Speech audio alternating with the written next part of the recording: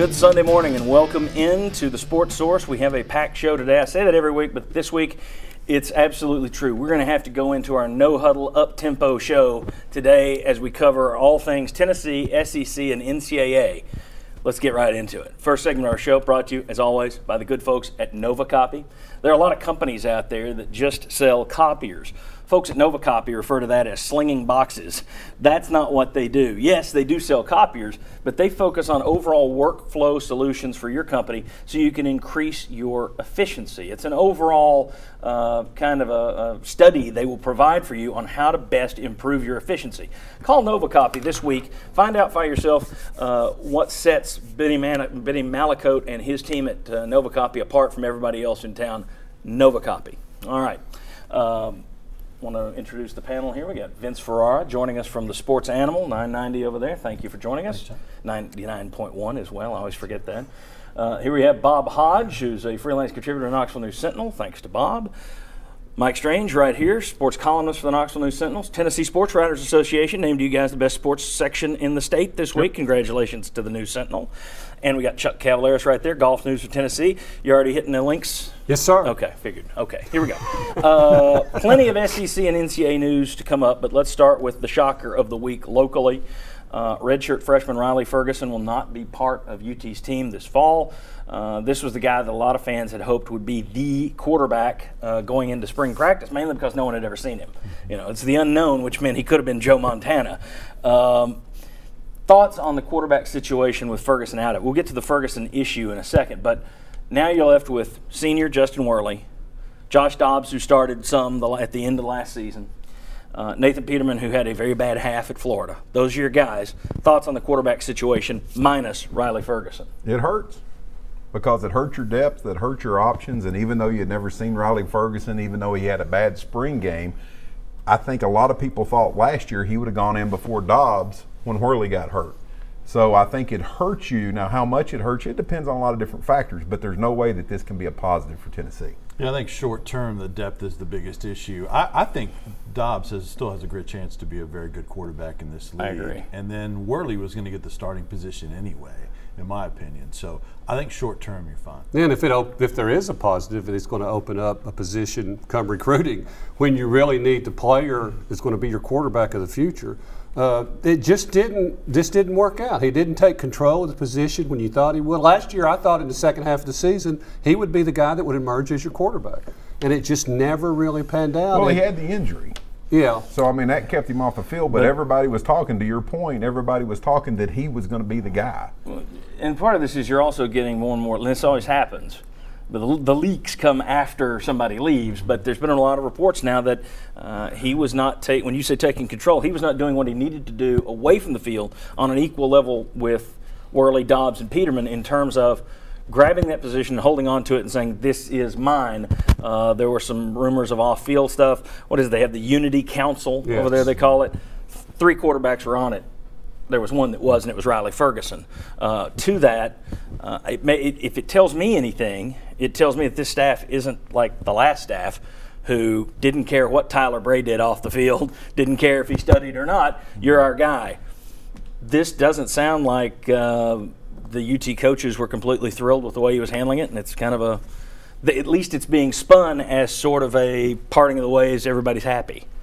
Well, to that point, being a quarterback, competing for a quarterback, being a quarterback at a place in an SEC school like Tennessee, you got to be all in, and I mean, buddy, all in. It's all encompassing, around the clock. And it appears that maybe he wasn't as much as a Joshua Dobbs or a Justin Worley were. But I mean, this was a guy that never lost in high school.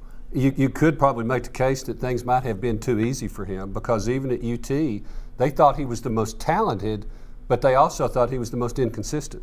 So, I mean, that's a really tough situation to improve if you're not all in off the field. And to Chuck's point, yes, he probably would have been the first quarterback in last year after Worley got hurt. But that doesn't mean that's where he stood on the depth chart now. I went to most of the practices, and their scrimmages were open this year, and nobody turned the football over more at the quarterback position than Riley Ferguson. So some of those things that he didn't do off the field may have been translating onto the field as well, which made it even worse.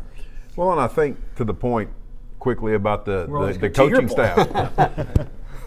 Remember when Dooley came and you had the Jansen Jackson situation, and a lot of people said, cut this kid now, it will save you problems on down the road. And I think this is kind of the same thing, not saying that he did some of the things that Jansen Jackson did, not saying he had any of the same issues, but when you take a player that a lot of people consider to be a very good football player who didn't lose in high school, and you say, well, if you're not going to do our stuff, you go, that sends a message that I think will help you. It's not going to help you this year, it's probably going to hurt you.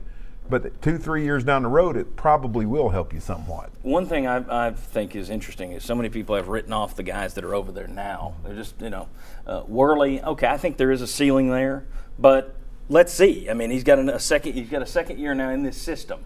He's been through it again. Let's see what kind of improvement he makes. But Josh Dobbs is the one that really throws me. How many touchdown passes did he have dropped last year? They beat Vanderbilt if Pig Howard doesn't push in the back on a touchdown run by Dobbs. Or if a call's not overturned. So the thing on Dobbs is that's the most unfair out of it.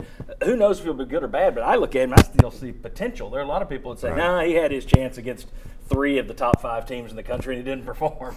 I think he's a guy that could benefit from having some more talent around him. Absolutely, and Dobbs and Worley both have been working with George Whitfield, the quarterback guru, the best there is out in California. So maybe he will come back even better, and he had that offseason. Plus, he's a guy that I think if you when you look at the teams he played against last year, people still judged him on what they thought of those teams beforehand. Not that Missouri and Auburn were much improved. Right. Well, go ahead. No, you finish up. Oh, I was just going to say that you take Josh Dobbs and you put him into those situations, and remember the first time he went on the field, I think it was against Alabama. Everybody loved him. And then it was downhill from there, and to your point, look what he had to play against, and I think the jury's way, way, way out on what he can be. I think he's the winner here. More snaps, more reps in practice. I agree, and then as Chuck pointed out, everybody now is kind of focused on who the next signee is. A lot of the big-name guys are already off the table, but here's the thing. You can commit now. A lot of guys flip late, so I wouldn't write off any of these guys.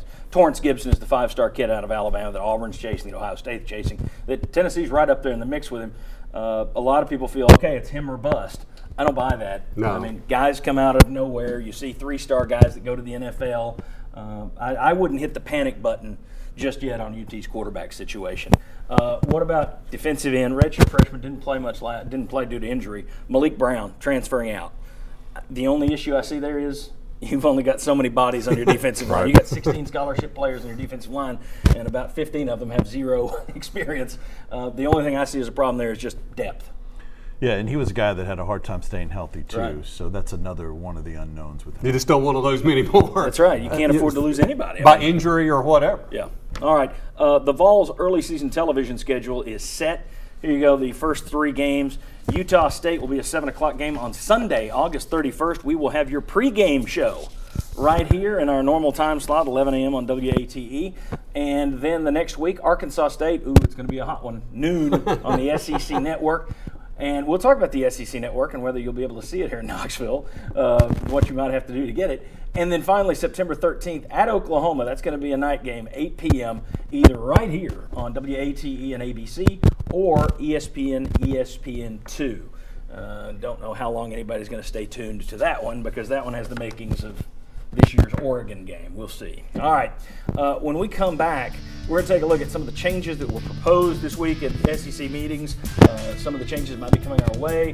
If you missed the news this week, we're going to fill you in on everything that's happened in the college football and basketball world. Come on back on the Sports.